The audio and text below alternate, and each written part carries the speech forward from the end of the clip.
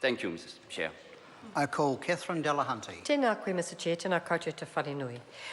The estimates debate is an important opportunity to talk about a portfolio that many of us in the room tonight think is critical, the most critical.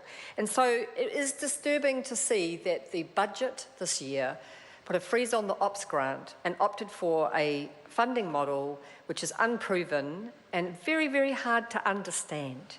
Schools have been saying to me, how do we know whether the targeting approach, which sounds great because we know that there are great needs in our schools, will actually work when the criteria are supposed to protect the family and the child from identification, but are extremely specific criteria that we are not necessarily sure are the criteria required to identify need.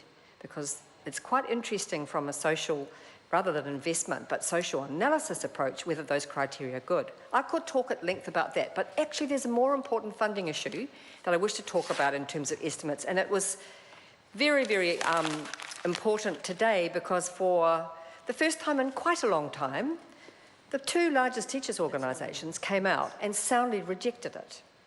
And they rejected it, this funding, which they call, what's it called? It's called the Global Funding Budget.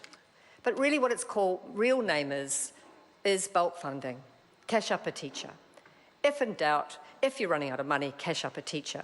And it's not often that the two teachers' organisations actually get together and reject government with the same voice. Sometimes they reject government with different voices. Sometimes they agree with government, or one of them does and one of them doesn't.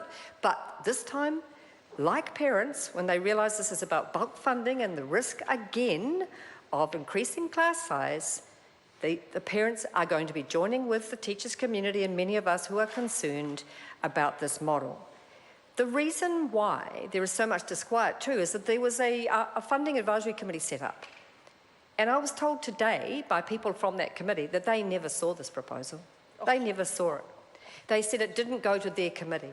And so they do not feel that this part of the funding review was run past them. And there is no better way to annoy people than to have a negotiation or a consultation and then come up with a big surprise that actually leads to this kind of disquiet right across the education sector. And it's not about jobs. It's not necessarily about anything like that. It's about, will children benefit from bulk funding? That was tried and failed before. Will children benefit from increased class size through this so-called global funding budget? No, they won't, and no one's convinced. And so what has happened now is that the government, for reasons best known to themselves, have picked a fight with parents and teachers just before the election in a way that is foolhardy and unnecessary. We need to get a long-term plan for education that works for all our children. We do not need the privatisation model that says flexibility and choice is what is going to make everything work. The schools, the only guaranteed money they're going to get, absolutely guaranteed, is the money that will protect their property, their assets. They cannot trade that off. Good, but is that as important as protecting the need to keep staffing at certain levels? I can just hear the speech now. It'll all be about choice. The schools can decide. It'll be awesome. But actually, that's not what the schools want. They want a guaranteed protection for their child-teacher ratios. They want to know they've got the funding to do this properly and not have to trade off between a school nurse that they might need or an extra couple of school support staff or a new gymnasium, equipment, anything. They don't want to trade that against class size. They don't want to trade that against cash up a teacher. That is not what the schools want, and that is not what parents want. I'm sure we all remember what parents had to say to the national government a few years ago when the national government said that class sizes are relevant. Strangely enough, the people that send their kids to private schools know very well that class size is relevant because small groups of people learn better than huge groups of people.